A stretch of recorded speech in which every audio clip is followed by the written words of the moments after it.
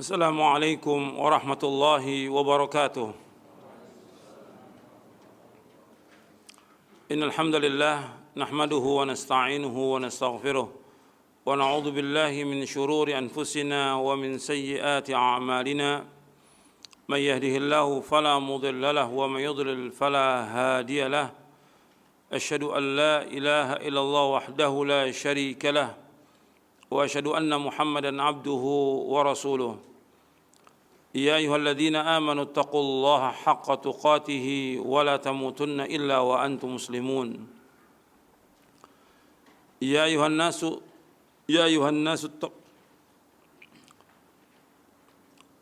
الذين آمنوا اتقوا الله حق تقاته ولا تموتن إلا وأنتم مسلمون. يا أيها الناس اتقوا ربكم الذي خلقكم من نفس واحدة وخلق منها زوجها وبث منهما رجالا كثيرا ونساء واتقوا الله الذي تساءلون به والأرحام إن الله كان عليكم رقيبا. يا أيها الذين آمنوا اتقوا الله وقولوا قولا سديدا يصلح لكم أعمالكم ويغفر لكم ذنوبكم ومن يطع الله ورسوله فقد فاز فوزا عظيما. أما بعد فإن أصدق الحديث كتاب الله وخير الهدي هدي محمد صلى الله عليه وعلى آله وسلم وشر الأمور محدثاتها وكل محدثة بدعة وكل بدعة ضلالة وكل ضلالة في النار. Ayolah ikhwah azakumullah, kepada seluruh kaum muslimin dan muslimat yang mudah-mudahan dirahmati oleh Allah Subhanahu wa taala. Alhamdulillah, kita bersyukur kepada Allah Subhanahu wa taala atas segala nikmat yang Allah karuniakan kepada kita, nikmat Islam, nikmat iman, nikmat sehat, nikmat afiat, nikmat dijauhkan oleh Allah dari berbagai macam malapetaka. Dan kita bersyukur kepada Allah Subhanahu wa taala diberikan hidayah di atas Islam dan sunnah, dan kita bersyukur kepada Allah Subhanahu wa taala diberikan hidayah taufik untuk selalu dan senantiasa menuntut ilmu syar'i. Ikhwan fiddin, azakumullah, kepada seluruh kaum muslimin dan muslimat yang mudah-mudahan dirahmati oleh Allah Subhanahu wa taala. Kita akan melanjutkan kajian kita dari Syarah Aqidah Ahlussunnah wal Jamaah. Kitab ini, Syarah Aqidah Ahlussunnah wal Jamaah, pada hakikatnya sudah selesai kita bahas setelah berjalan kurang lebih hampir 8 tahun.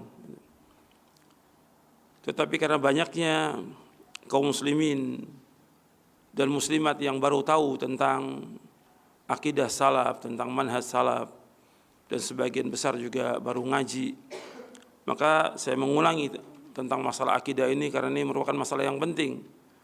Terlebih lagi kalau kita lihat banyak juga para dai, para ustadz, para khatib, para penceramah yang tidak tahu tentang akidah ini, yang tidak tahu tentang akidah Ahlussunnah wal Jamaah. Banyak orang menyebut mereka mengikuti Ahlussunnah wal Jamaah, tapi kenyataannya jauh dari Ahlussunnah wal Jamaah. Pengakuan banyak orang ngaku Ahlussunnah wal Jamaah, tapi secara akidah sangat jauh dengan apa yang diwahyukan oleh Allah kepada Nabi-Nya Muhammad SAW, yang diyakini dan dipahami oleh para sahabat dan diamalkan oleh mereka, yang diyakini oleh para tabi'in, tabi'ut tabi'in, dan para imam, para imam-imam yang dimuliakan oleh Allah. Jadi akidah ini banyak yang mereka tidak tahu. Mereka hanya mengaku aja mengikuti akidah ini Ahlussunnah, tapi kenyataannya mereka jauh. Maka kajian seperti ini harus sering diulang, sering diulang, supaya orang paham tentang akidah ini, tentang akidah Ahlussunnah wal Jamaah, tentang manhaj Ahlussunnah wal Jamaah, tentang akidah salaf, manhaj salaf, harus sering diulang sehingga orang betul-betul tahu tentang akidah ini, tentang manhaj ini, tahu betul, sehingga mereka berjalan di atas jalan ini. Karena banyak orang juga, kalau yang tadi saya sebutkan, yang pertama umumnya kaum muslimin tidak tahu.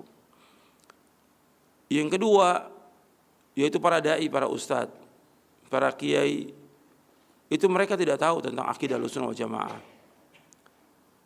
Karena buku-buku yang mereka baca tidak sesuai dengan akidah Ahlussunnah wal Jamaah yang difahami oleh para sahabat radhiyallahu anhum ajma'in dan diamalkan oleh mereka sangat jauh gitu. Karena sudah tersebar buku-buku dari firqah-firqah yang sesat yang dibaca oleh kaum muslimin dan juga oleh para dai, para ustadz. Yang ketiga, adanya orang-orang yang intisab, artinya menisbatkan dirinya kepada salaf, menisbatkan dirinya kepada Ahlussunnah, tapi mereka tidak tahu, hanya tahu secara umum aja, secara global, tetapi secara rinci tidak tahu.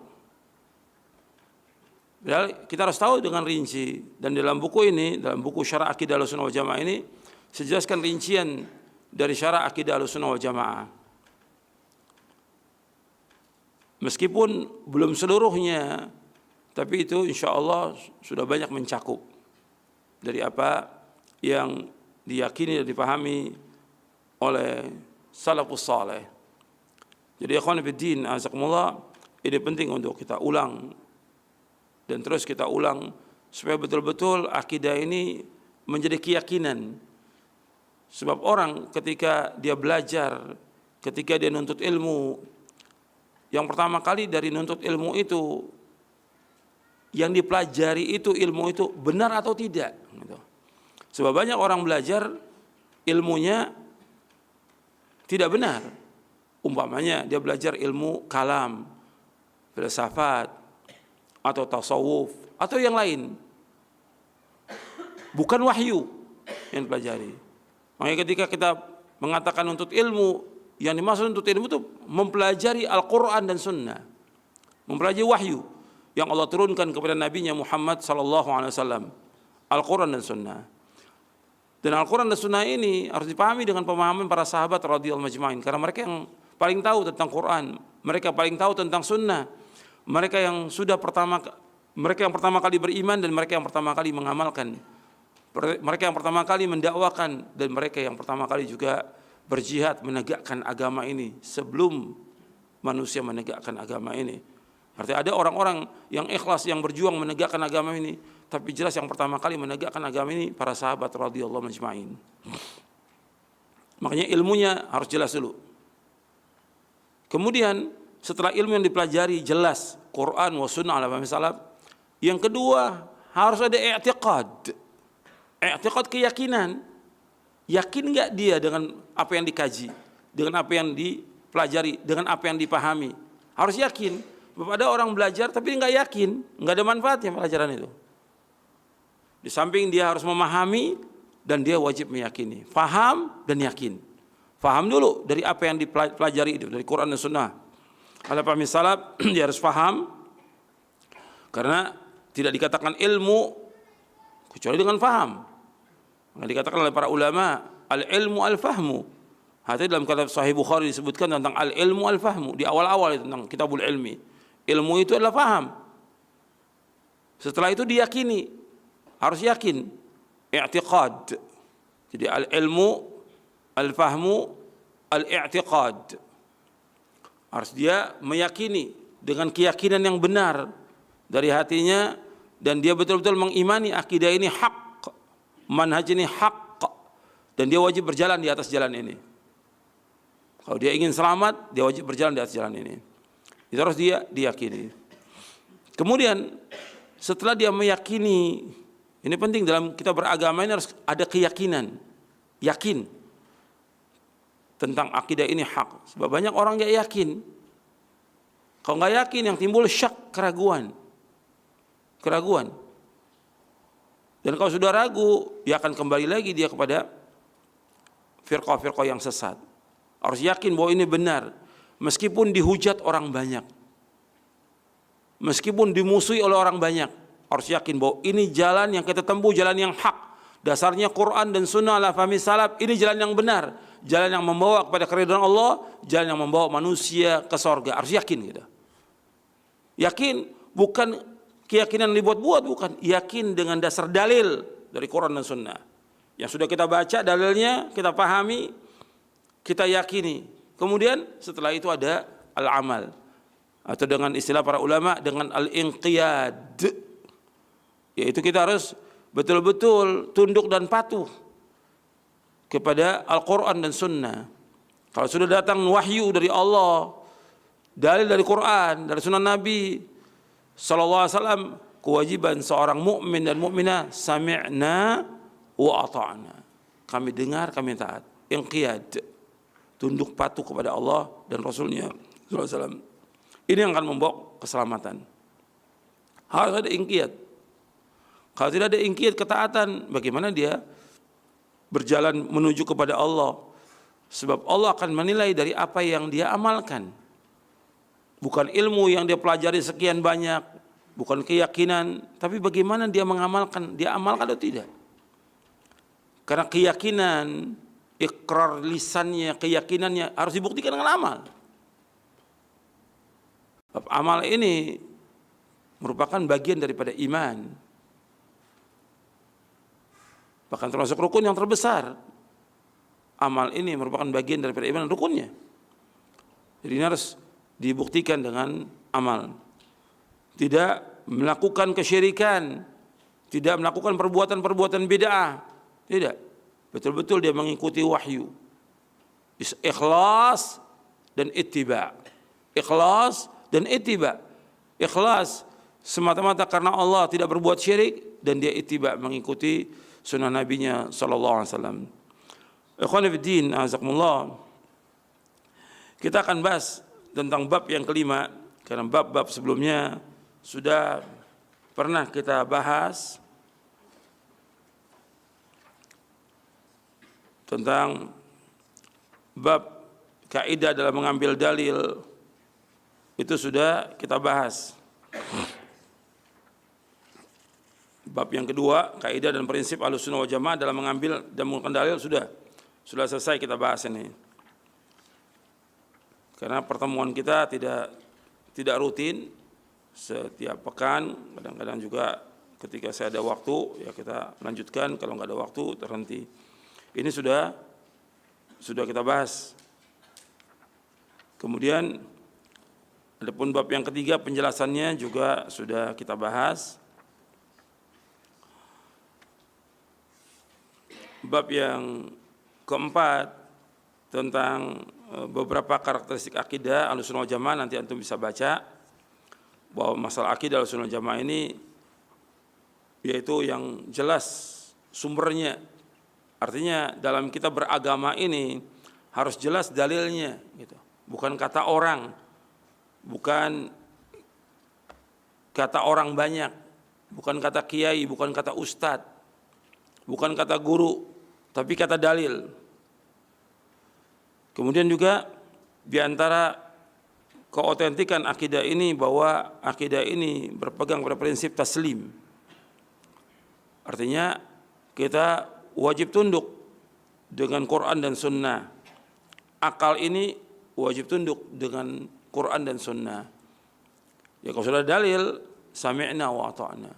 Maka orang beriman itu enggak dikatakan dia beriman sampai dia menyerah kepada apa yang Allah dan Rasulnya tetapkan.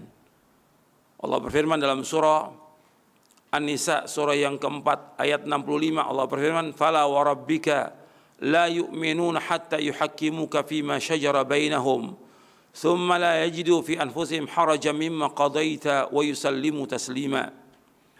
Demi Rabbmu, mereka tidak akan beriman sehingga mereka menjadikan kamu Muhammad sebagai hakim terhadap apa yang mereka proseskan dalam mereka. Kemudian mereka tidak dapat dalam hati mereka rasa haraj, rasa sempit, rasa tidak senang dengan apa yang kau putuskan, dan mereka tunduk dengan setunduk-tunduknya. Wa yusallimu taslima. Mereka harus taslim, tunduk, menyerah, dan menerima semua apa yang Allah dan Rasulnya, apa yang Allah wahyukan dan apa yang Rasulullah SAW sabdakan. Kemudian akidah Ahlussunnah sejalan dengan fitrah dan sesuai dengan akal yang sehat. Tentang akal sudah kita bahas. Kemudian mata rantai sanadnya sampai kepada Rasulullah SAW dan para sahabatnya. Artinya akidah ini, akidah salaf, mana salaf ini, mata rantainya sanadnya sampai kepada Rasulullah SAW. Itu di bab yang keempat, yang mata rantainya sampai ke Rasulullah. Jadi enggak terputus. Jadinya mata rantai emas ini, silsilatul dzahab gitu. Sedangkan firqah-firqah yang sesat itu akidah mereka, manhaj mereka sampai kepada pemimpinnya, tokohnya. Makanya firqah-firqah yang sesat penisbatan mereka kepada tokohnya akidah itu. Apakah itu Syiah, apakah itu Khawarij, Mu'tazilah, Murji'ah, Maturidiyah, Asy'ariyah atau yang lainnya. Itu dinisbatkan kembali kepada tokohnya. Kemudian akidah salaf, manhaj salaf ini jelas dan gamblang. Jelas, gamblang. Enggak ada kesamaran sama sekali. Kemudian bebas dari kerancuan. Enggak ada kerancuan, enggak ada kontradiksi, enggak ada kesamaran. Semuanya jelas. Kemudian akidah Ahlussunnah wal Jamaah merupakan faktor utama bagi kemenangan dan kebahagiaan abadi dunia dan akhirat. Jadi, kalau orang mau bahagia, ikuti akidah ini. Dan akidah ini merupakan akidah yang dapat mempersatukan umat Islam. Akidah ini akidah yang utuh, kokoh dan tetap langgeng sepanjang masa. Karena Quran dan Sunnah itu nggak bisa berubah. Nggak bisa berubah, tetap utuh dari zaman Nabi SAW sampai hari kiamat. Karena wahyu ini mutlak dan maksum. Sedang perkataan manusia, ide manusia, akal manusia mesti berubah-ubah. Tapi kalau wahyu tetap. Kemudian Allah yang ke-10, Allah menjamin kehidupan yang mulia bagi orang yang menetapi akidah Ahlussunnah wal Jamaah. Makanya orang-orang yang mengikuti akidah ini dan betul-betul dia mentauhidkan Allah, menjauhkan syirik, maka diberikan rasa aman dan diberikan petunjuk oleh Allah. Allah berfirman dalam surah Al-An'am ayat 82, alladzina amanu wa lam yalbisu imanahum bidzulmin ulaika lahumul amnu wa hum muhtadun. Orang-orang yang beriman dan tidak mencampuri iman mereka dengan kezaliman maksudnya kesyirikan, mereka mendapatkan rasa aman dan mereka mendapatkan petunjuk. Ini diantara keistimewaan atau karakteristik akidah Ahlussunnah wal Jamaah. Sekarang kita masuk bab yang kelima. Kewajiban ittiba, mengikuti jejak salafus saleh dan menetapkan manhajnya. Jadi kewajiban ittiba, mengikuti jejak salafus saleh dan menetapkan manhajnya. Ini yang memerintahkan untuk mengikuti ini, yang pertama dasarnya Al-Quran. Saya bawakan beberapa ayat. Yang kedua dasarnya hadis-hadis Nabi yang sahih. Yang ketiga dasarnya penjelasan para sahabat radhiyallahu anhum ajma'in tentang wajibnya mengikuti pemahaman salafus saleh. Yang keempat penjelasan para tabi'in yang menjelaskan tentang wajibnya kita mengikuti jejak salafus saleh. Yang kelima penjelasan para imam, dari Imam Hanafi, Maliki, Syafi'i, Hambali dan yang lainnya rahimahumullah, menjelaskan tentang wajibnya kita mengikuti jejak salafus saleh. Dan kemudian dilanjutkan oleh para ulama Ahlussunnah sepanjang zaman tentang wajibnya kita mengikuti jejak salafus saleh. Jadi mengikuti manhaj atau jalan salafus saleh, yaitu jalannya para sahabat dalam kita beragama ini hukumnya wajib. Dalilnya saya sebutkan beberapa dalil di sini, dalil Al-Qur'an tentang wajibnya kita mengikuti jejak salafus saleh, baik dalam kita berakidah, baik dalam kita beragama, baik dalam kita berilmu, baik dalam kita beramal, baik juga dalam kita berdakwah. Kita harus mengikuti jejak salafus saleh. Dalilnya Allah berfirman dalam surah Al-Baqarah, surah yang kedua, antum melihat bab yang kelima, halaman 99. Allah berfirman dalam surah Al-Baqarah ayat 137, fa in amanu bimithli ma amantum bihi faqad ihtadaw wa in tawallaw fa innama hum fi shiqaq fasayakfikahumullah wa huwas samiul alim. Maka jika mereka telah beriman sebagaimana yang kamu beriman, sungguh mereka telah mendapatkan petunjuk.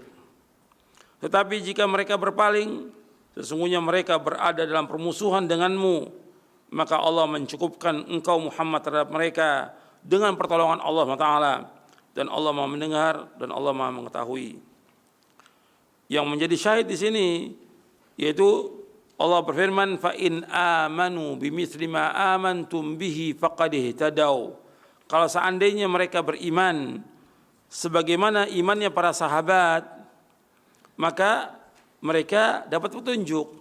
Arti di sini Allah menyebutkan bahwa iman para sahabat radhiyallahu majma'in sebagai timbangan atau sebagai tolak ukur untuk membedakan antara petunjuk dan kesesatan, antara kebenaran dengan kebatilan. Apabila ahlul kitab beriman sebagaimana berimannya para sahabat radhiyallahu majma'in, maka sungguh mereka mendapatkan hidayah, petunjuk yang mutlak dan sempurna. Jika mereka ahlul kitab berpaling, tidak beriman sebagaimana berimannya para sahabat, maka mereka jatuh dalam perpecahan, perselisihan, dan kesesatan yang sangat jauh. Memohon hidayah adalah sebesar-besar kewajiban, sedangkan menjauhkan perselisihan dan kesesatan adalah wajib. Jadi mengikuti mana para sahabat adalah termasuk kewajiban yang paling wajib. Ini disebutkan dari kitab Basair Dzawi Syaraf Bisyarah Marwiyati Manhajis Salaf, karya Syekh Salim bin Eid Al-Hilali. Di sini Allah menyebutkan dengan fa in amanu bimithli ma amantum bihi faqad ihtadaw. Seandainya mereka beriman seperti yang kalian para sahabat iman, faqad ihtadaw, mereka mendapat petunjuk. Jadi kalau kita mengikuti jejak para sahabat, maka kita dapat petunjuk. Tapi ketika kita tidak mengikuti jejaknya para sahabat, ya pasti sesat. Pasti sesat. Karena yang mengatakan demikian Allah Subhanahu wa taala. Jadi Allah menjelaskan tentang timbangan atau tolak ukur untuk membedakan antara petunjuk dan kesesatan, antara kebenaran kebatilan dengan mengikuti jejaknya para sahabat radhiyallahu anhum ajma'in. Kemudian ayat yang kedua dalam surah Al-An'am ayat 153, Allah SWT berfirman, wa anna hadha sirati mustaqiman fattabi'uhu wa la tattabi'us subula fatafarraqa bikum an sabilihi dzalikum wassaqum bihi la'allakum tattaqun. Dan sungguh inilah jalanku yang lurus, maka ikutilah, jangan kamu ikuti jalan-jalan yang lain yang akan mencerai-beraikan kamu dari jalan Allah. Demikianlah Allah memerintahkan kepada kamu agar kamu bertakwa. Ini penjelasan ayat ini lihat di halaman 104. Penjelasan ayat ini lihat di halaman 104 dari buku ini. Dijelaskan oleh Abdullah bin Mas'ud radhiyallahu an, khatta lana Rasulullah sallallahu khattan biyadihi thumma qala hadza sabilullahi mustaqima wa khatta khututan an yaminihi wa shimalihi thumma qala hadhihi subulun mutafarriqatun laisa minha sabilun illa alaihi syaitanun yad'u ilaihi.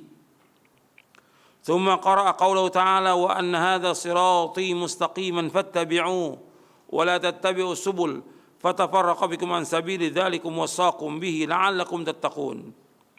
Rasulullah SAW membuat satu garis dengan tangannya, kemudian bersabda, ini jalan Allah yang lurus.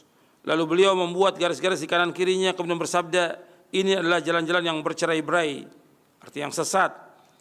Tidak ada satupun dari jalan-jalan ini kecuali dalamnya terdapat syaitan yang menyeru kepadanya.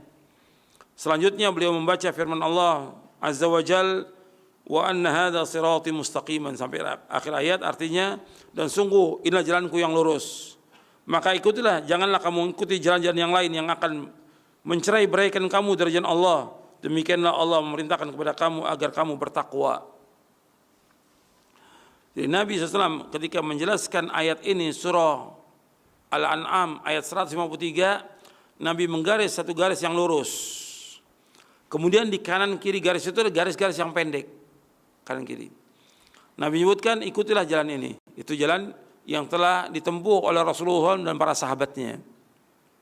Fattabi'u wa la tattabi'u subul, jangan ikuti jalan yang pendek-pendek ini mesti di atasnya ada syaitan yang mengajaknya. Jalan ini yang pendek-pendek ini jalan golongan-golongan yang sesat, firqah-firqah yang sesat, aliran-aliran yang sesat, pemahaman-pemahaman yang sesat. Yang mengatakan demikian Rasulullah SAW di hadis iftiraqul ummah, dan juga hadis ini artinya Nabi menyebutkan hadhihi subulun mutafarriqatun laisa minha sabilun illa li syaitan yad'u ilaihi. Ini jalan-jalan yang bercerai-berai, tidak ada satu dari jalan ini melainkan di atasnya ada syaitan yang mengajak kepadanya. Jadi mesti setiap golongan yang sesat, firqah yang sesat, pemahaman yang sesat, aliran itu mesti ada syaitan yang mengajak. Dan dai-dainya pun Nabi menyebutkan tentang dai-dai itu, yaitu Nabi menyebutkan dalam hadis yang sahih riwayat Bukhari dan Muslim, doa ala abwabi jahannam.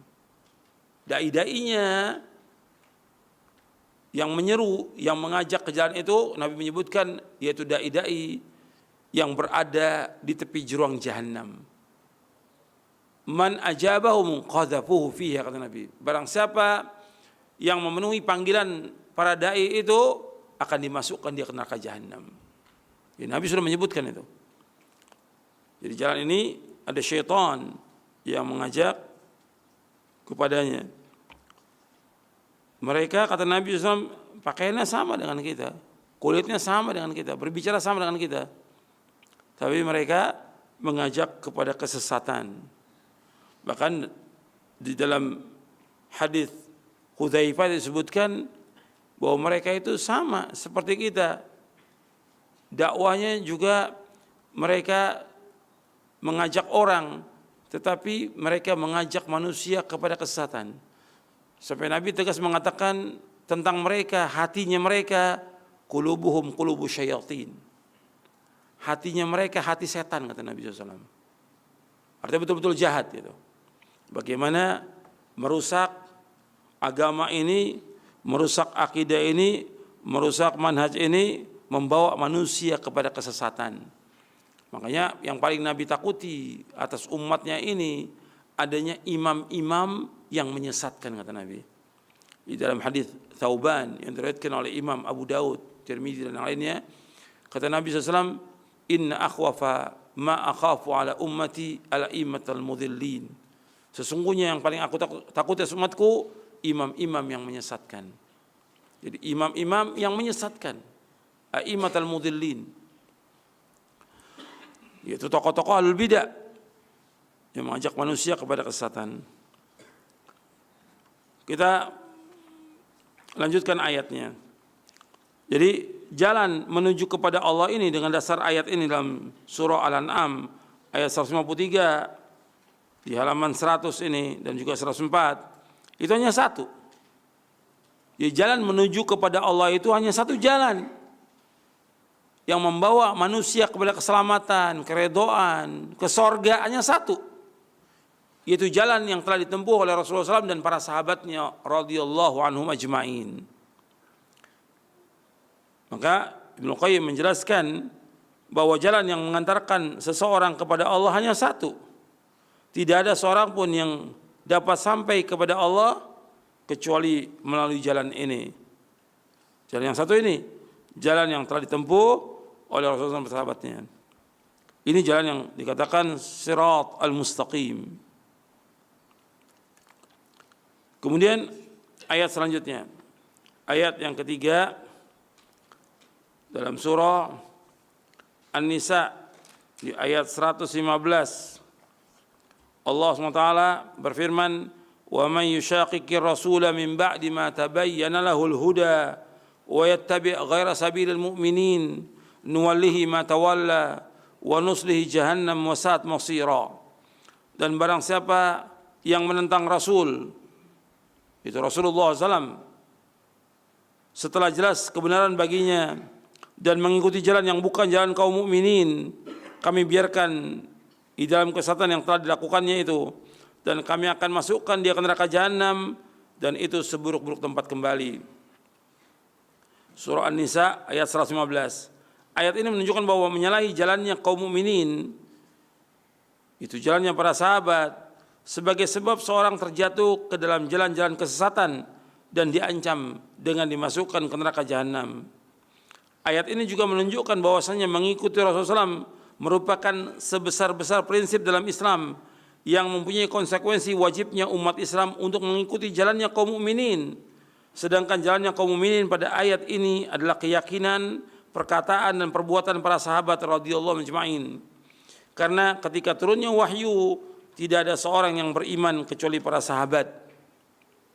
Jadi kalau disebutkan di sini sabilul mu'minin, maksudnya jalannya para sahabat. Karena pertama kali beriman para sahabat. Jadi amana rasul bima unzila ilaihi rabbi wal mu'minun.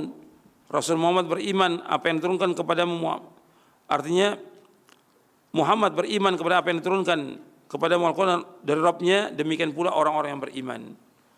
Arti Rasul mengimani dan juga para sahabat mengimani. Jadi ayat ini menunjukkan bahwa mengikuti jalan para sahabat dalam memahami syariat Allah adalah wajib dan menyalahinya adalah kesesatan. Saya ulangi, ayat ini surah An-Nisa ayat 15. Ayat ini menunjukkan bahwasanya mengikuti jalan para sahabat dalam memahami syariat Allah adalah wajib dan menyalahinya adalah kesesatan. Jadi ketika orang bertanya, kenapa kita harus mengikuti jalannya para sahabat? Karena yang memerintahkan Allah harus mengikuti, dan Allah juga menyebutkan kalau menyalahi jalannya mereka sesat. Kalau menyalahi jalannya mereka pasti terjadi perpecahan. Pasti. Jadi mesti ada dalam memahami wahyu ini pemahaman yang maksum. Kalau orang mencukupkan dengan mengatakan saya cukup dengan Quran dan Sunnah, kan Nabi SAW menyebutkan dua. Taraktu fikum amraini lan tadillu ma tamassaktum bima kitaballahi wa sunnati. Aku tinggalkan kepada kalian apabila kalian berpegang dengan ini, kalian tidak akan sesat selama-lamanya, yaitu kitabullah dan sunnahku. Aku tinggalkan dua perkara yang kalau kalian berpegang dengan dua perkara ini, kalian tidak akan sesat selama-lamanya. Kitabullah dan sunnahku. Penjelasan Nabi tentang kitabullah dan sunnah ini harus dipahami dengan pemahaman sahabat. Karena yang paling faham tentang Quran dan sunnah para sahabat. Yang sudah mengamalkan Quran dan sunnah para sahabat. Allah memuji para sahabat dan Rasul memuji para sahabat. Dan Allah mewajibkan kita untuk mengikuti para sahabat agar manusia semuanya selamat dan mendapatkan ridha Allah dan mereka masuk surga. Sebab kalau diserahkan kepada pemahaman manusia, ya akan ada beribu-ribu pemahaman. Kalau orang mengatakan saya berpegang pada Quran Sunnah, cuma ayat ini menurut saya maknanya begini. Yang satu mengatakan menurut saya pendapatnya begini, saya begini. Berapa ribu pemahaman akan rusak agama ini. Maka harus ada satu pemahaman yang maksum, yang Allah sudah jamin selamat. Itu pemahaman para sahabat. Makanya Allah memerintahkan untuk mengikuti mereka.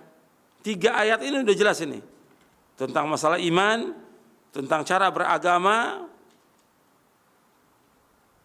dan juga memahami dalil dan mengamalkannya. Itu sudah 3 dalil ini. Selanjutkan lagi. Dalil yang keempat.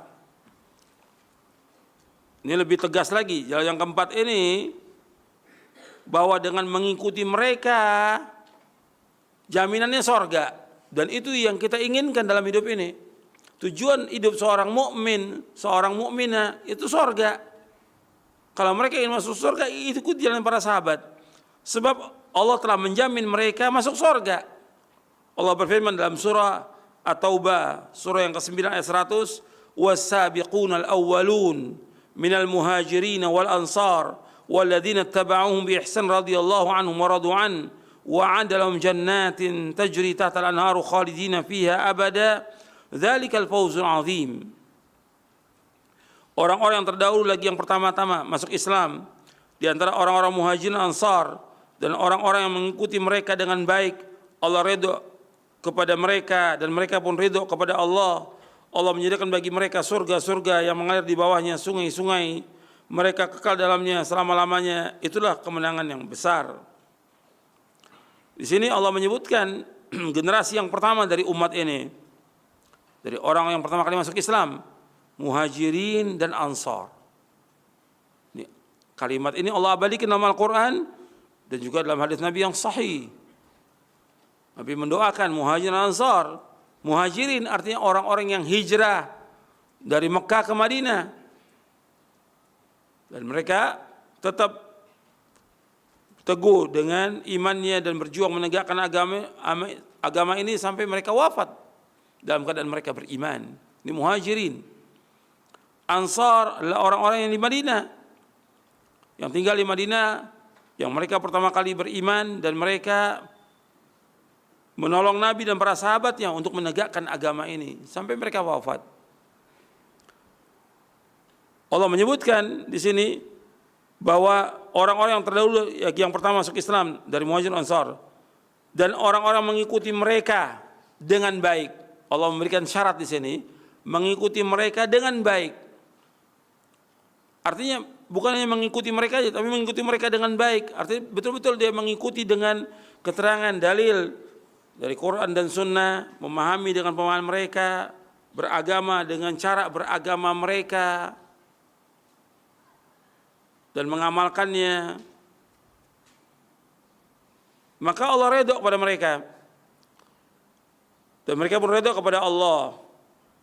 Artinya untuk mendapatkan redhonya Allah, kita wajib mengikuti jejaknya mereka, jejaknya para sahabat radhiyallahu anhum ajmain. Mereka redha dengan apa yang Allah telah berikan kepada mereka, redha mereka. Para sahabat, orang-orang yang redha, makanya Allah redha kepada mereka. Mereka redha dengan mengikuti Nabi Muhammad SAW, dengan berjuang bersama Nabi dalam keadaan susah dan payah mereka redha. Kehidupan mereka, hidupnya sederhana, pas-pasan hidupnya. Ada di antara sahabat yang kaya ada, tapi yang terbanyak mereka hidupnya pas-pasan. Seperti Salman Al-Farisi, Abu Dzar Al-Ghifari, Abu Hurairah, banyak lagi ya, Bilal dan yang lain banyak. Ratusan sahabat. Mereka hidup dengan apa adanya. Mereka redha dengan apa yang Allah sudah takdirkan buat mereka. Mereka zuhud dengan dunia ini, nggak tamak dengan dunia. Mereka berjuang, siap untuk berjuang menegakkan agama ini. Siap mereka. Mereka redha dengan kesulitan, kesusahan, cobaan, ujian, dan juga kehidupan ini. Maka Allah redha kepada mereka. Jadi mereka harus redha dulu dengan apa yang Allah telah wajibkan kepada mereka, dengan apa yang Allah takdirkan kepada mereka. Mereka redha, maka Allah redha.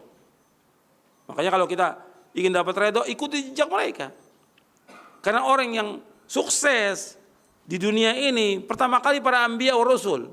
Kalau kita mau tahu orang sukses, sukses itu artinya orang yang dijamin masuk surga dan dijauhkan dari neraka, itu sukses. Dengan dasar dalil dari Quran. Itu baru dikatakan orang itu sukses. Nah, orang yang sukses di muka bumi ini yang pertama kali yaitu para anbiya wa rasul alaihi wasallam. Yang kedua, para sahabat. Para sahabat sukses, maka Allah menyebutkan di akhir ayat ini, dzalikal fawzul azim. Itulah kesuksesan yang besar. Itulah keberhasilan yang besar. Itulah kemenangan yang besar. Setelah apa? Setelah Allah redha kepada mereka dan Allah masukkan mereka ke dalam surga. Maka selanjutnya, kalau Allah sudah redha, Allah sediakan bagi mereka jannat, surga-surga, tajri tahtal anhar, yang mengalir di bawah sungai-sungai, khalidina fiha abada, mereka kekal dalamnya selama-lamanya. Jadi ini harus kita perhatikan, orang yang beriman itu harus mengikuti jejaknya para sahabat. Wajib. Karena kita ingin dapat ridha Allah SWT. Sebab Allah mengkaitkan di sini dengan kalimat walladzina taba'uhum bi ihsan. Orang yang hidup sesudah para sahabat, yaitu yang pertama kali tabi'in, tabi'ut tabi'in, terus sampai kita di sekarang ini, sampai nanti hari kiamat, harus mengikuti jejaknya para sahabat. Sebab Allah mengatakan di sini walladzina taba'uhum, dan orang mengikuti mereka para sahabat. Makanya Allah redha pada mereka. Jadi ayat ini sebagai hujah bahwa mana para sahabat radhiyallahu anhum adalah benar. Orang yang mengikuti mereka akan mendapatkan keridhaan dari Allah dan disediakan bagi mereka surga. Mengikuti mana mereka adalah wajib atas setiap mukmin. Kalau kita tidak mau mengikuti, maka mereka akan mendapatkan hukuman dan tidak mendapatkan ridha Allah. Ini harus diperhatikan ini. Jadi kita mengikuti mereka dengan baik. Jadi bukan hanya kita sekedar intisab, pengakuan Ahlussunnah wal Jamaah, pengakuan salaf, bukan. Tapi Allah menyebutkan walladzina taba'um bi ihsan, dengan baik, dengan ilmu, dengan dalil tadi yang saya sebutkan. Faham dalil tentang manhaj ini, tentang cara beragama ini. Kemudian kita meyakininya, kemudian kita mengamalkannya dengan ikhlas dan ittiba. Ini harus seperti itu. Sebab banyak orang-orang yang intisab pada salaf tapi manhajnya beda, jauh sudah dengan manhaj para sahabat. Jadi betul-betul kita harus mengulang kembali dan belajar kembali tentang ini. Kemudian yang kelima, Allah berfirman dalam surah Ali Imran ayat 110. Allah berfirman, kuntum khaira ummatin ukhrijat lin-nasi ta'muruna bil ma'ruf wa tanhauna 'anil munkar wa tu'minuna billah walau amana ahlul kitab lakana khairan lahum minhumul mu'minuna wa aktsaruhumul fasiqun. Allah berfirman dalam surah Ali Imran ayat 110, kuntum khaira ummatin, kalian sebaik-baik umat, ukhrijat linnas, yang dikeluarkan di tengah-tengah manusia, ta'muruna bil ma'ruf wa tanhauna 'anil munkar, menyuruh yang ma'ruf, mencegah yang munkar, wa tu'minuna billah, dan beriman kepada Allah. Walau amana ahlul kitab lakana khairan lahum, kalau seandainya ahlul kitab itu beriman, itu lebih baik buat mereka. Minhumul mu'minun wa aktsaruhumul fasiqun, di antara mereka ada orang beriman dan kebanyakan mereka adalah orang yang fasik. Allah menyebutkan dalam ayat ini tentang para sahabat. Ketika ayat ini turun, khitab ayat ini kuntum, kalian, dikatakan kalian, yaitu khitab ayat ini kepada para sahabat yang ada di hadapan Nabi SAW. Para sahabat radhiyallahu anhum, kalian sebaik-baik umat. Jadi kalau orang dikatakan sebaik-baik umat, pertama kali para sahabat. Kalau umat Islam ini ingin menjadi sebaik-baik umat Islam, kewajiban mereka mengikuti jejaknya para sahabat. Jadi kalau umat Islam dikatakan sebaik-baik umat, mereka wajib mengikuti jejak para sahabat. Kemudian ciri para sahabat yang Allah sebutkan dalam ayat ini, dan ini penting untuk dipahami oleh semuanya, terutama untuk para dai, yaitu ta'muruna bil ma'ruf wa tanhauna 'anil munkar, menyuruh yang ma'ruf, mencegah yang munkar, wa tu'minu billah, dan beriman kepada Allah. Arti beriman jelas di awal, dia harus iman, kemudian menyuruh yang ma'ruf. Ini penting dalam kita beragama ini harus ada amar ma'ruf munkar. Dan kebanyakan kalau kita lihat tidak ada amar ma'ruf munkar. Amar ma'ruf munkar artinya menyuruh yang ma'ruf, wa tanhauna 'anil munkar, mencegah yang munkar. Ma'ruf yang paling ma'ruf adalah tauhid, munkar yang paling munkar adalah syirik. Perhatikan tuh, ma'ruf yang paling ma'ruf adalah tauhid, munkar yang paling munkar adalah syirik. Dan ini harus tegak. Ketika tidak dilaksanakan amar ma'ruf munkar, maka akan terjadi berbagai macam bencana yang ada di umatnya. Yang pertama kali bencana dalam masalah agama. Ketika tidak ada amar ma'ruf munkar, dibiarkan orang dengan berbagai macam pemahaman, dengan berbagai macam golongan, dengan berbagai macam kesesatan. Para dai, para ustadz diam, tidak menjelaskan kepada umat sesat. Dan ini fitnah dalam agama yang besar. Dan musibah yang besar, musibah dalam agama. Ketika orang tidak tahu jalan bagaimana menuju kepada Allah, ketika orang tidak tahu jalan bagaimana beragama yang benar, nggak tahu. Kewajiban para dai menjelaskan jalan ini, jalan yang hak ini. Dalam menjelaskan, ya masih ada amar ma'ruf munkar.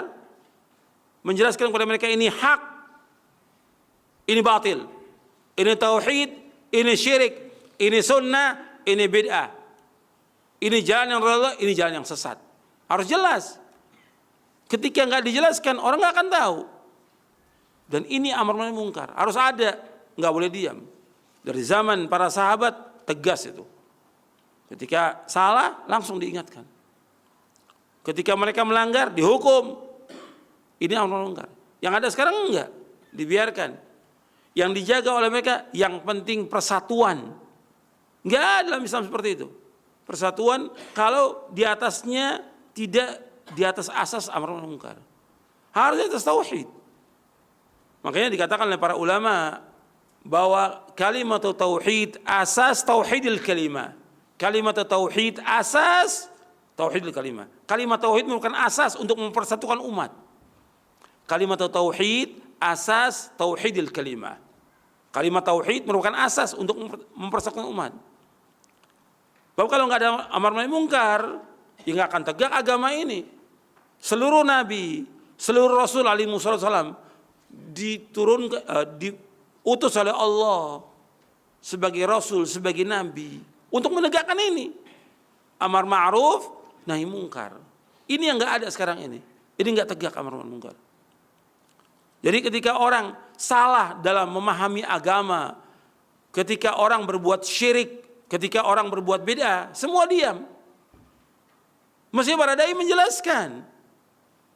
menjelaskan ini yang sunnah, ini yang bid'ah, ini yang benar, ini yang salah. Jangan orang mengatakan ya kita masing-masing dalam kita beragama, nggak bisa. Masing-masing beragama berkaitan antara muslim dengan kafir. Ketika sama muslim harus ada amar ma'ruf nahi munkar. Ini tegaknya agama ini. Dan ini harus.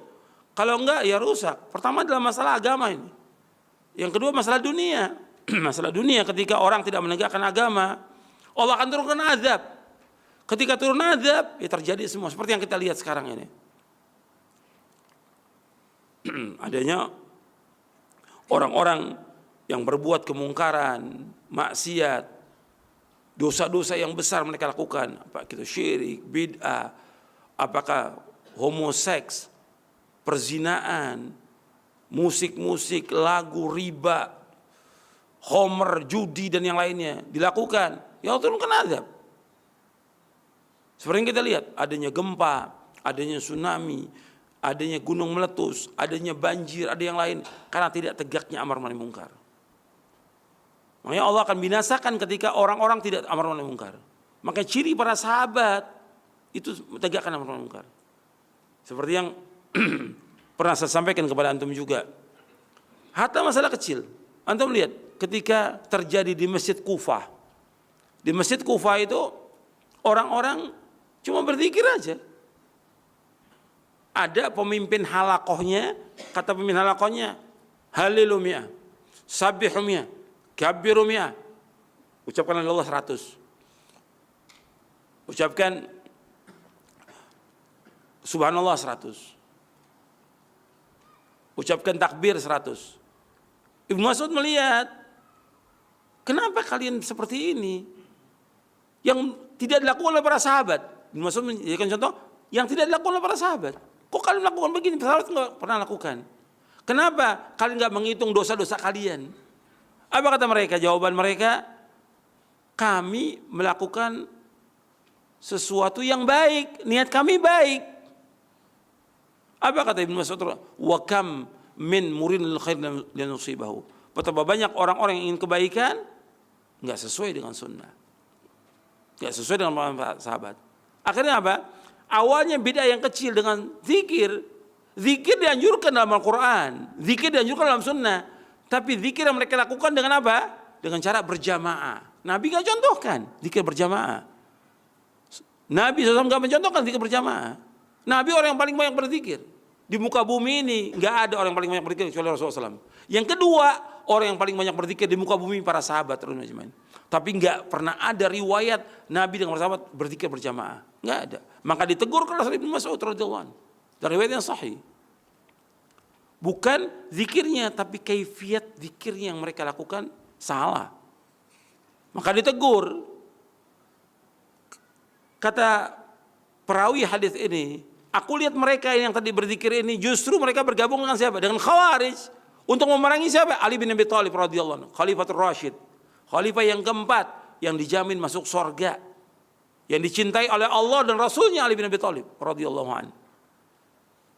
Diperangi oleh siapa? Khawarij. Jadi awalnya zikir seperti ini berjamaah, bid'ahnya kecil, dianggap ringan bid'ahnya, lama-kelamaan menjadi besar sampai jadi pemahaman, dia gabung dengan Khawarij untuk memerangi siapa? Ali bin Abi Thalib radhiyallahu anhu. Ini terjadi dan riwayat yang sahih.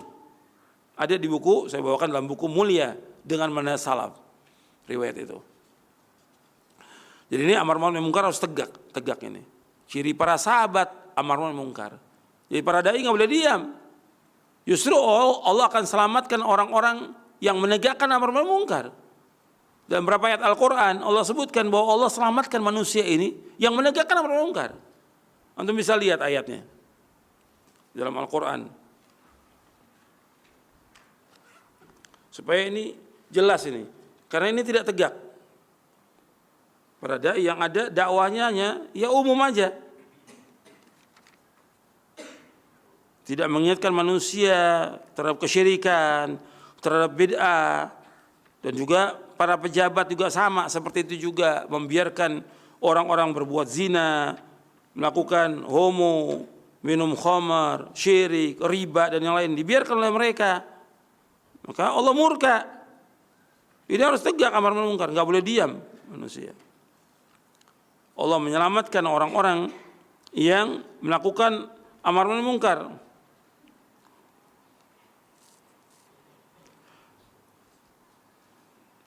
Lihat dalam surah Al-A'raf.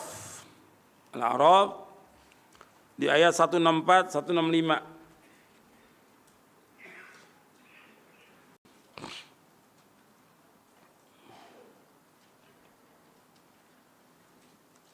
Allah berfirman, wa idh qalat ummatun minhum lima ta'iduna qauman illahu muhlikuhum aw mu'adzibuhum 'adzaban syadida qalu ma'dziratan ila rabbikum wa la'allahum yattaqun falamma nasu ma dzukiru bihi anjayna alladhina yanhauna 'anis su' wa akhadna alladhina zalamu bi'adzabin ba'isin bima kanu yafsuqun.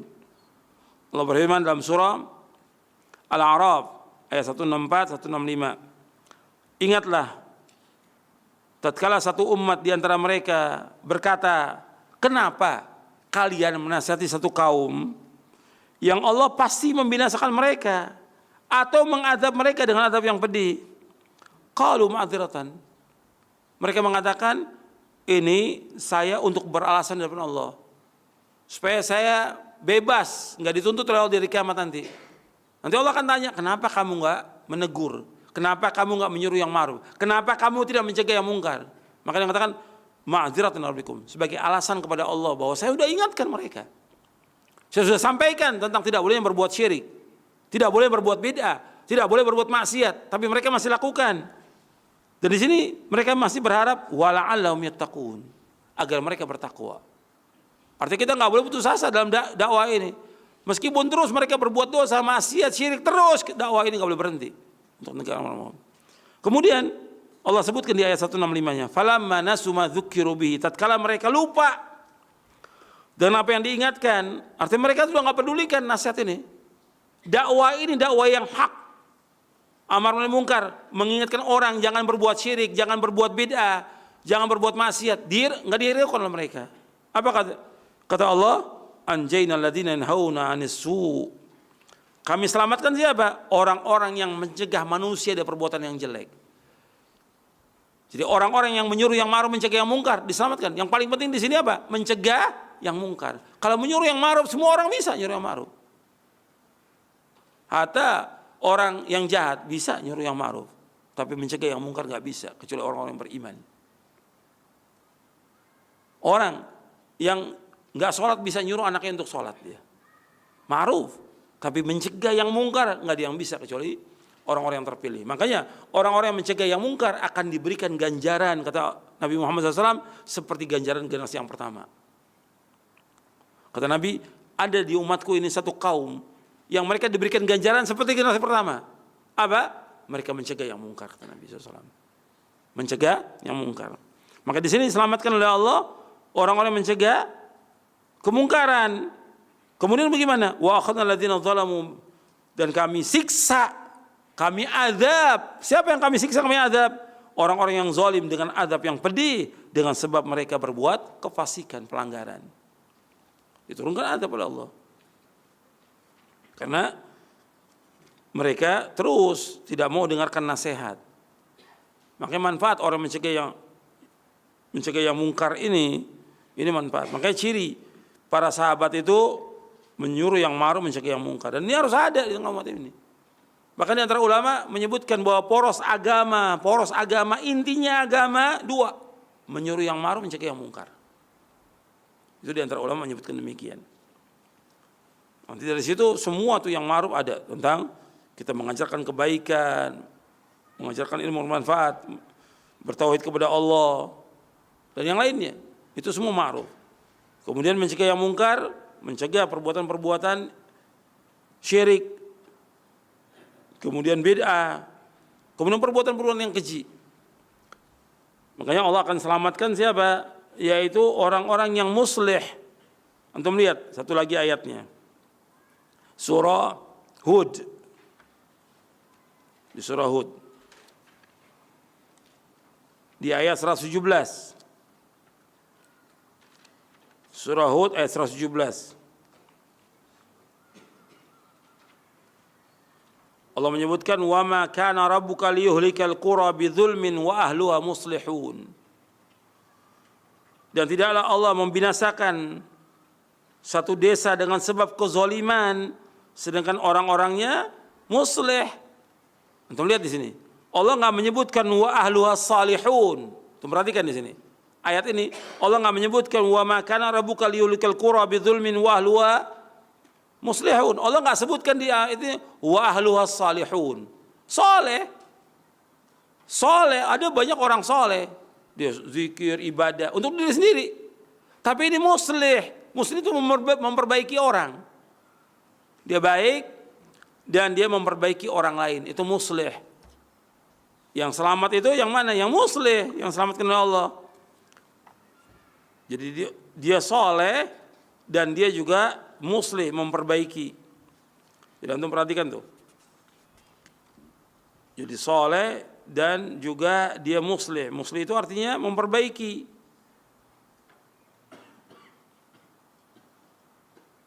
Makanya ketika disebutkan tentang istilah Ahlussunnah wal Jamaah itu disebutkan oleh Nabi, yaitu orang-orang yang menegakkan ini, itu orang-orang saleh. Sebab ini penting dalam kita beragama ini, sebab banyak udah orang-orang jauh dari agama ini. Jadi harus dia memperbaiki apa yang rusak. Antum lihat di buku Syarah Akidah di halaman 40.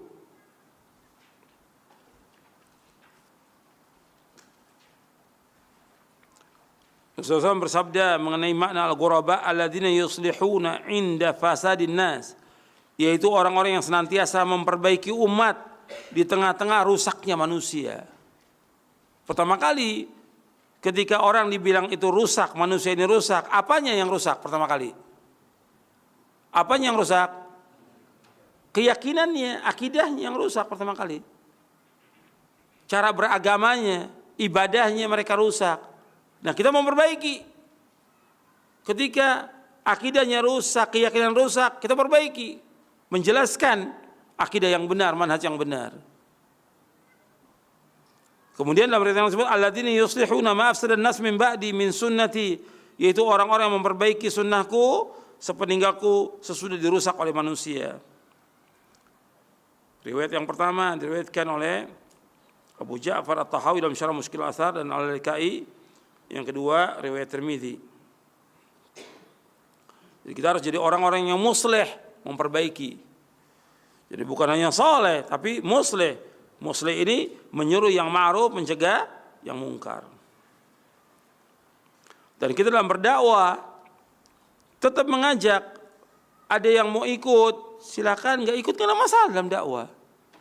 Makanya lanjutan ayat ini, kita kembali kepada ayat yang tadi, Ali Imran 110 di halaman 103. Kalau seandainya ahlul kitab itu beriman, baik buat mereka.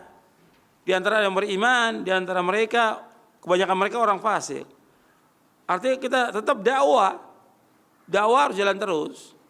Ada orang yang ikut, alhamdulillah, nggak ikut nggak ada masalah. Yang penting kita sudah menyampaikan kebenaran kepada umat ini.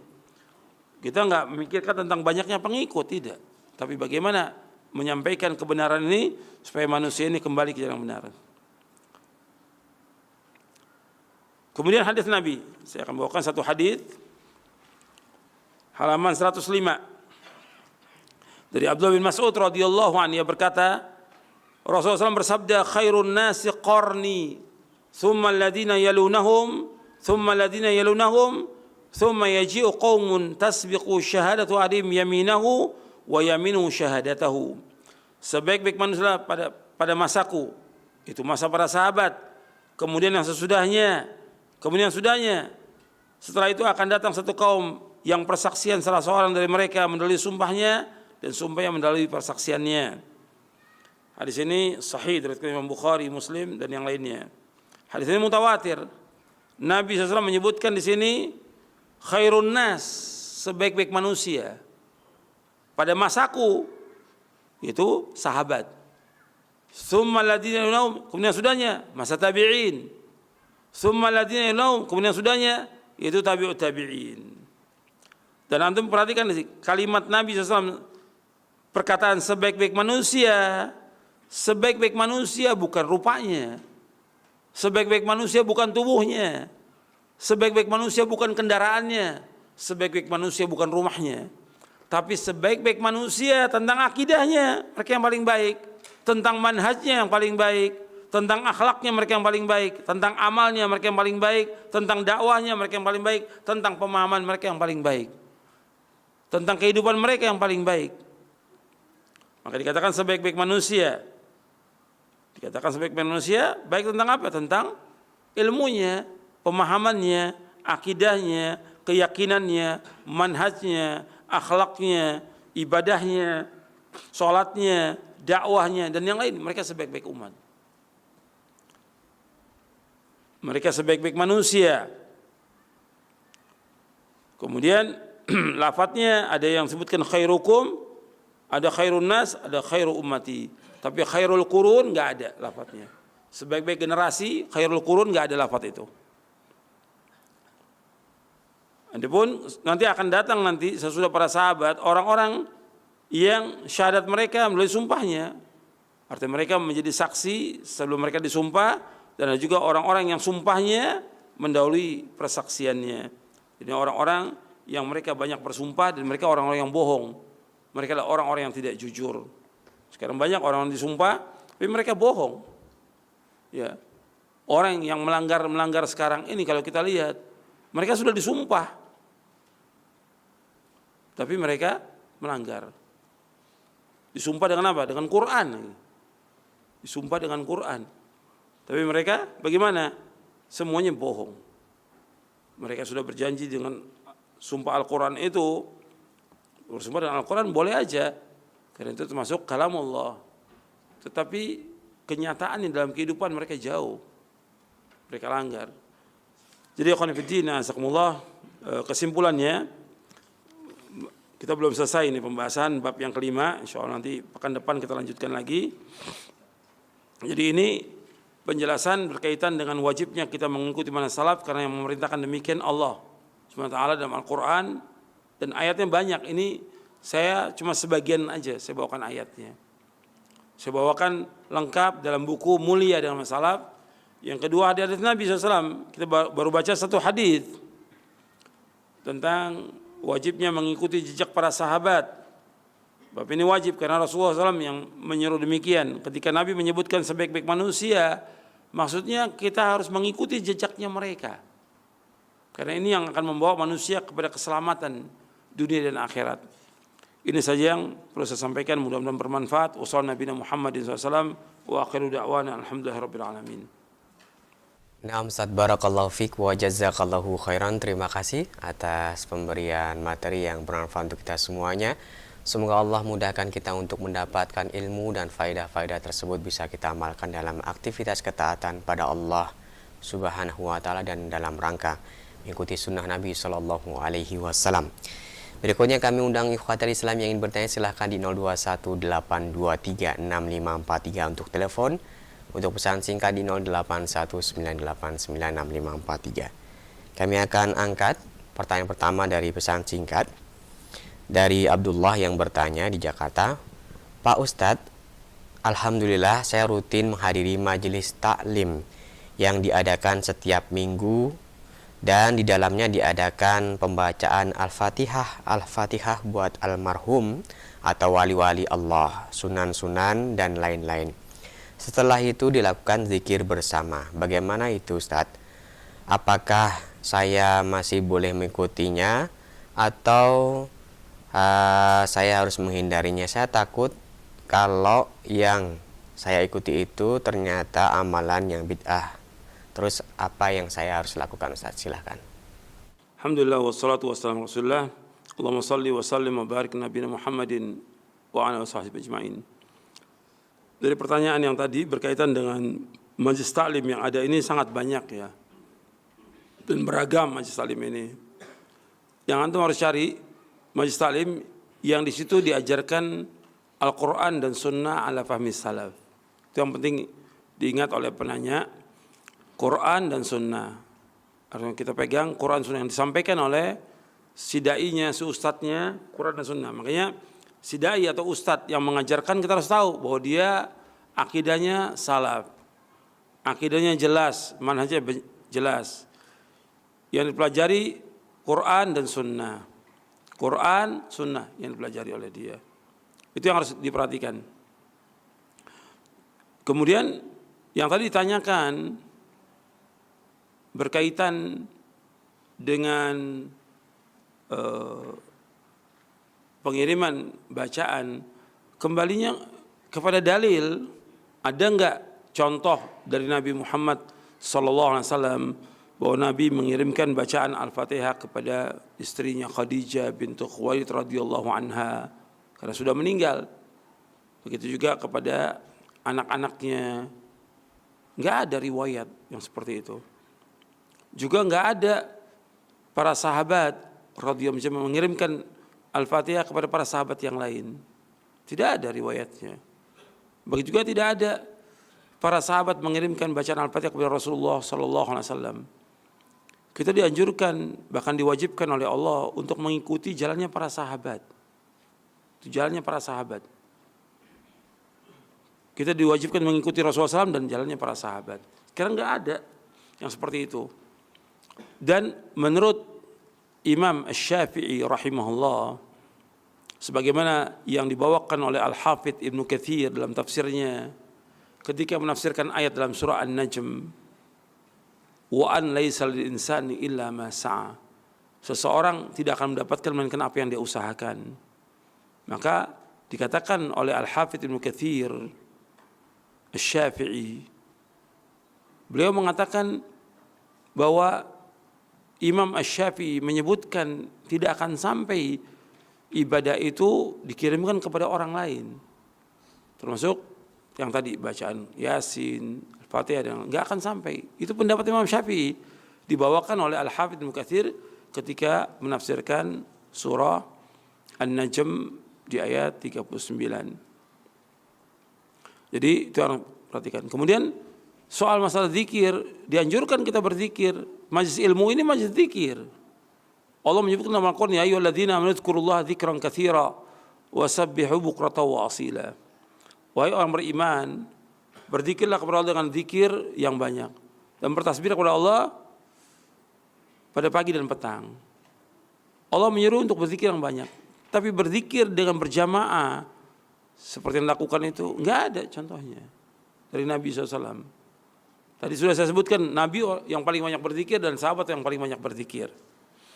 Kemudian yang perlu diperhatikan lagi, majelis taklim itu yang harus diperhatikan, majelis taklim itu harus mengajarkan ilmu. Artinya majelis taklim itu kan majelis ilmu, mesti diajarkan ilmu. Buka umpamanya kitab akidah, tafsir, hadis, dibacakan kepada umat, dijelaskan syarahnya. Itu manfaat seperti itu. Jadi kalau dia umpamanya cuma duduk-duduk aja baca, ya nggak dapat ilmu selama-lamanya. Kan banyak majelis taklim yang hanya membaca surah Yasin, kemudian pulang. Tapi nggak dijelaskan tafsirnya, penjelasannya. Kan kalau dijelaskan satu ayat setiap pertemuan manfaat, orang tambah ilmu. Kan doanya Rabbi zidni ilma. Doanya Allahumma inni as'aluka ilman nafi'an wa rizqan thayyiban wa amnan taqabbala. Kalau cuma zikir rame-rame gitu, apa yang dapat? Puluhan tahun nggak dapat apa-apa dia.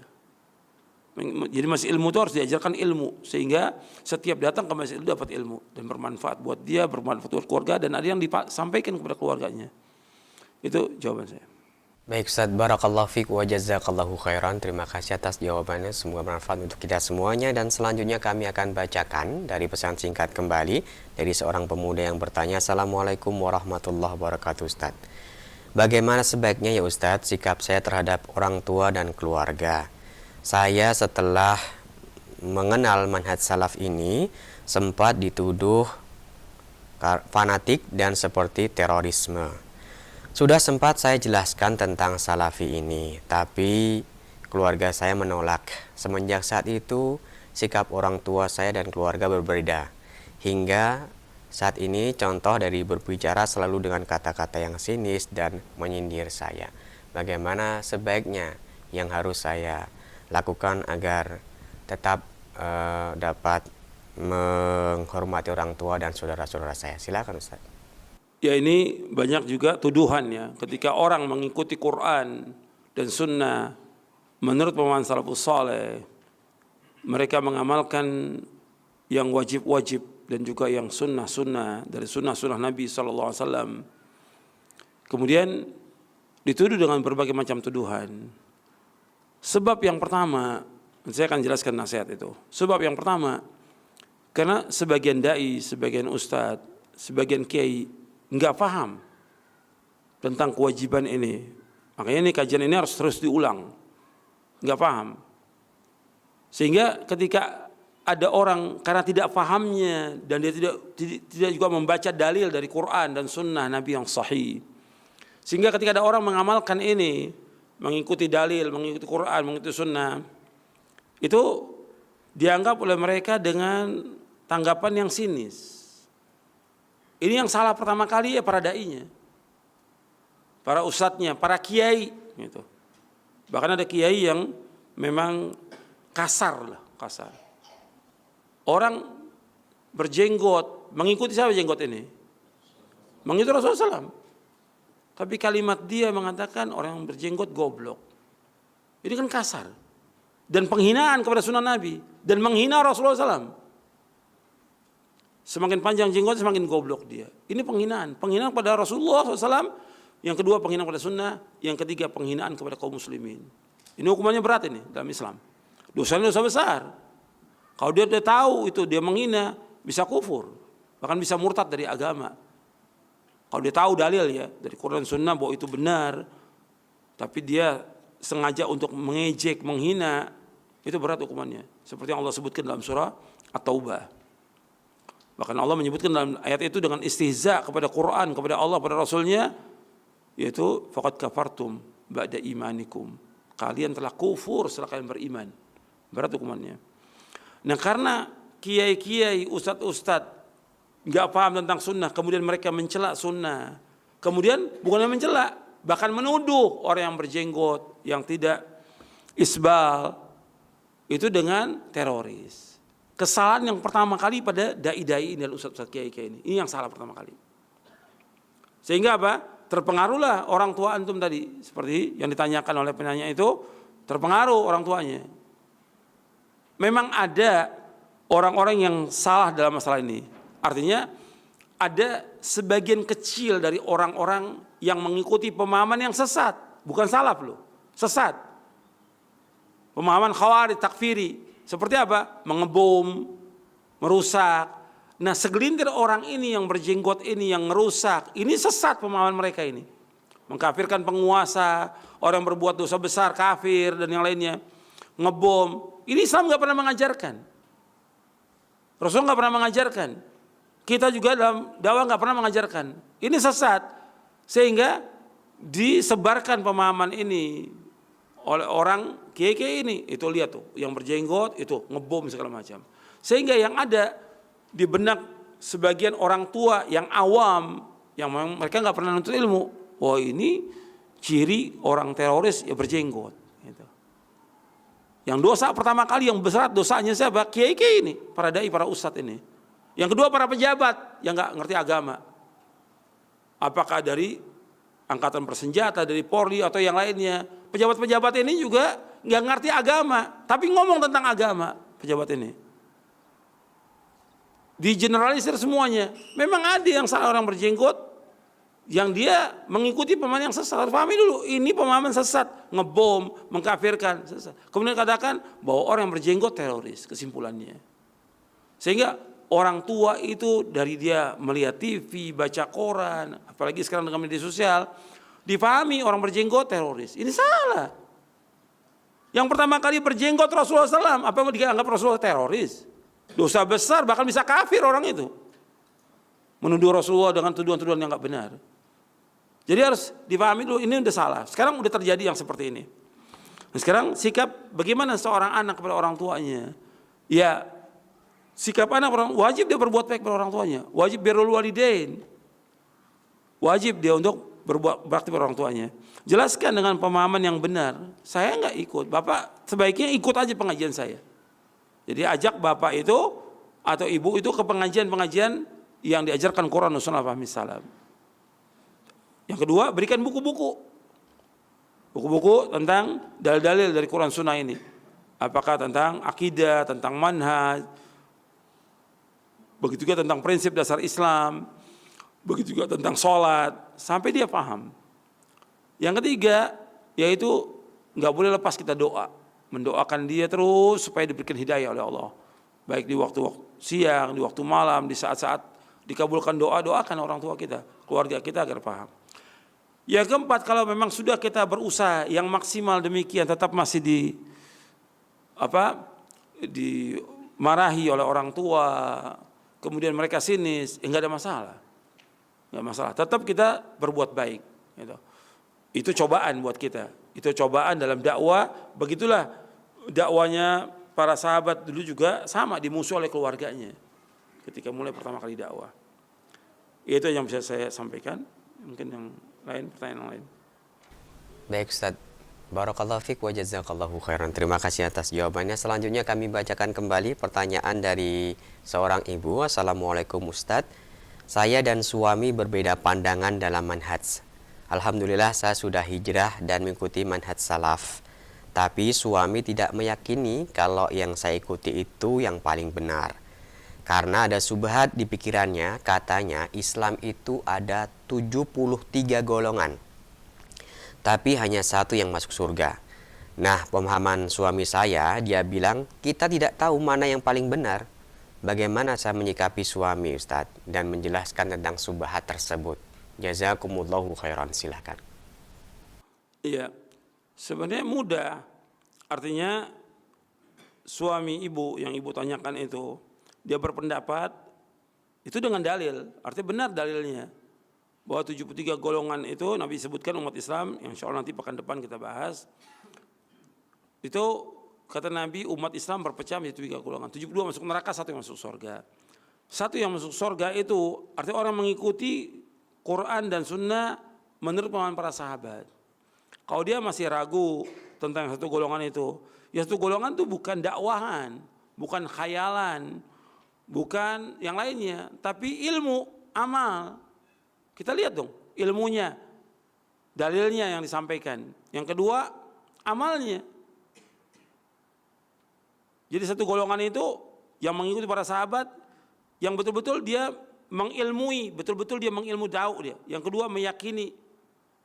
Yang ketiga mengamalkannya. Dan itu kita berusaha. Jadi ketika kita mengajak orang kepada Quran Sunnah Fahmi Salaf, bukan ini tazkiyah, bukan.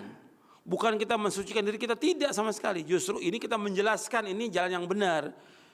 Kita berusaha untuk mengikuti jalan ini. Gitu. Itu yang harus kita sampaikan kepada kaum muslimin. Bukan mengatakan, wah berarti kajian ini menganggap paling benar sendiri. Tidak, justru ini kajian yang benar Quran Sunnah. Benar memang benar. Dan kita akan meniti jalan ini. Gitu. Itu yang kita jalankan. Jadi harus jelaskan kepada dia. Makanya diajak dulu dia kepada pengajian. Kalau belum, ya sabar. Gitu. Perbedaan. Kadang-kadang pendapat ada aja suami istri. Tapi harus sabar. Kalau nggak sabar yang ada ya nanti perceraian. Harus sabar. Sampai pun kadang-kadang dia udah ngerti tentang manhaj. tapi dia masih susah untuk sholat berjamaah, juga harus sabar. Atau ada beberapa sunnah yang belum dilaksanakan, ya harus sabar. Doakan dia agar dapat hidayah dari Allah SWT. Tapi terus kita berusaha bagaimana membujuk dia, merayu dia untuk dapat mengikuti kajian yang benar. Itu perlu waktu, di samping doa-doa yang kita panjatkan kepada Allah Subhanahu wa taala. Itu harus sabar. Kalau nggak sabar, ya mungkin ada setahun orang bisa berubah, ada 2 tahun, bahkan ada yang suami istri sudah 10 tahun. Si istri udah ngaji 10 tahun, suaminya belum. Bisa berubah. Itu perlu waktu dan perlu kesabaran gitu. Kalau nggak sabar ya seperti yang tadi saya katakan, ya perceraian yang ada terjadi. Rugi dia, rugi juga anaknya nanti. Wallahu a'lam. Satu lagi. Baik Ustadz, terima kasih atas jawabannya. Semoga bermanfaat dan kami berikan kesempatan satu penelpon untuk Anda yang ingin bertanya. Silahkan di 0218236543. Mohon pertanyaan Anda sesuai dengan pembahasan yang saya telah sampaikan. Halo. Silahkan di 0218236543 untuk Anda yang bertanya kepada Ustadz pada kesempatan pagi hari ini. Halo. Halo. Halo, Assalamualaikum. Waalaikumsalam warahmatullahi. Dengan Bapak siapa di mana? Dengan Abu Iskandar di Depok. Silakan Bapak, agak sedikit bergeser agar suaranya lebih jelas ya. Silakan Pak. Assalamualaikum Pak Ustadz. Waalaikumsalam warahmatullahi. Mau tanya, Anda alhamdulillah udah dapat hidayah mengenal sunnah. Tapi semenjak itu Anda juga merasakan banyak cobaan, sakit di badan, ya kan? Bahkan kalau sholat pun sekarang sulit terhadap jamaah karena merasa seperti mau jatuh atau gimana. Kira-kira apa yang harus Anda lakukan Pak Ustadz supaya Anda bisa istiqomah di atas sunnah ini ya Ustadz? Baik. Jazakallah. Baik, terima kasih Bapak atas pertanyaannya. Ditunggu jawaban dari Ustadz. Silakan Ustadz. Ya, berkaitan dengan masalah kita mengikuti Quran wa Sunnah salaf ini wajib. Dan kita bersyukur kepada Allah diberikan hidayah di atas Islam dan Sunnah. Betapa banyak orang-orang yang belum diberikan hidayah di atas Islam dan Sunnah. Kita bersyukur kepada Allah Ta'ala. Ketika antum sudah mendapatkan hidayah di atas Islam dan Sunnah, ini nikmat dari Allah. Kita wajib bersyukur atas nikmat ini. Dan jalan kita setelah kita mendapatkan hidayah ini yang ada kenikmatan, yang ada ketenangan. Anda bisa tanya dari ribuan kaum muslimin yang telah mendapatkan hidayah, mesti mereka mendapatkan ketenangan. Ketika kita berubah mengikuti pemahaman yang benar ini, ya ada cobaan, pasti ada cobaan, ada ujian gitu. Tapi kita harus sabar. Soal adanya cobaan, ujian itu pasti cobaan itu. Kita harus sabar dan terus menekuni, belajar terus. Itu godaan dari setan, karena setan nggak senang kita tadinya sesat kemudian dapat petunjuk, nggak senang setan. Orang-orang kafir nggak senang, mereka ingin kita ini sama-sama kafir seperti mereka. Maka mereka berusaha bagaimana kita menjadi kafir seperti mereka. Begitu juga setan berusaha bagaimana kita ini sesat seperti dia sesat. Dan orang-orang yang sesat juga kepengen kita sama seperti mereka. Makanya begitu kita berubah mengikuti jalan yang hak ini, setan nggak senang, digoda terus. Itu godaan setan itu. Seperti ingin sholat berjamaah, kadang-kadang malas, kadang-kadang timbul penyakit. Kalau penyakit cobaan, bukan hanya kita yang sakit. Hatta ahlul bidah juga sakit. Hatta orang kafir juga sakit. Gitu. Jangan jadi alasan itu. Mau ngaji, wah sakit. Mau sholat berjamaah sakit. Ahlul bidah juga sakit, orang kafir juga sakit sama. Tapi beda dengan kita. Kalau kita sakit, itu setiap kita sakit itu, kalau kita sabar redho menghapuskan dosa kita, mengangkat derajat kita, kemudian juga akan dimudahkan jalan kita menuju sorga. Makanya harus dilawan. Itu godaan. Nanti setelah itu, setelah kita berusaha terus, dan antum juga yang sudah berubah ini, yang tadinya mengikuti bid'ah atau syirik kemudian berubah mengikuti masalah, antum yang paling penting ngaji, nuntut ilmu. Itu yang sering saya ingatkan itu. Karena banyak yang nggak ngaji, banyak yang nuntut ilmu, cuma intisab ke salaf aja, wah alhamdulillah saya udah berubah. Kemudian ya piara jenggot, tidak isbal, udah cukup. Enggak cukup. Masih banyak yang belum kita tahu tentang Islam ini. Harus belajar, nuntut ilmu, dan terus nuntut ilmu. Harus istiqomah dalam thalabul ilmi. Baca buku-buku. Kita belum tamatkan, seperti syarah akidahnya belum banyak yang tamat. Atau ustadz belum tamat. Tamatkan. Bahkan kalau perlu lagi kita sebagai dai baca bahasa Arabnya. Baca kitab Sahih Bukhari, Muslim dan lainnya. Sehingga kita tahu agama ini dengan benar. Kembali, ayat yang kita baca, tafsirnya. Gitu. Kalau antum bukan seorang dai, ya baca buku-buku ini.